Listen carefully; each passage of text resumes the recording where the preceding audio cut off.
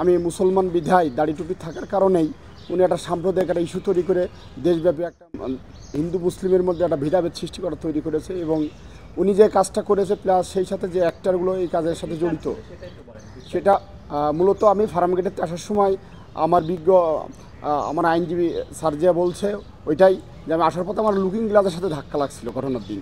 লাগার পরে উনি আমাকে ডাইরেক্টলি বাস্টার্ড বলছে, এই বাস্টার্ডটি উল্টা যেতে পারিস, পুলিশের ক্ষমতা দেখাচ্ছিস। পরে দেখলাম যে বিষয়টা একটা তর্ক বিতর্ক হবে, এই জন্য আমি নমনীয় হয়ে সরি বলে যখন চলে যেতে যাই, তখন আমি পুলিশ পোশাক পরা অবস্থায় আমার শোল্ডার ব্যাস ধরে ফেলে দিছিল। ঘটনাস্থলে পড়ে গেছি, পড়ে উঠে আমি চলে আসছি, এইটুক। তার ভিতরে টিপির বিষয় কিছু বলি না। কিন্তু উনি যে মিথ্যা ব্লেম দিয়েছে, শুধু আমি না, গোটা পুলিশ বাহিনীর ইমেজ বহির্বিশ্ব ক্ষুণ্ণ হয়েছে। আমি এর তীব্র নিন্দা এবং প্রতিবাদ, এবং আমি বিজ্ঞ আদালতের কাছে বিচার চাচ্ছি, যাতে আমি ন্যায় বিচার পাই এবং অবশ্যই যেন আমি চাকরি ফেরত পাই।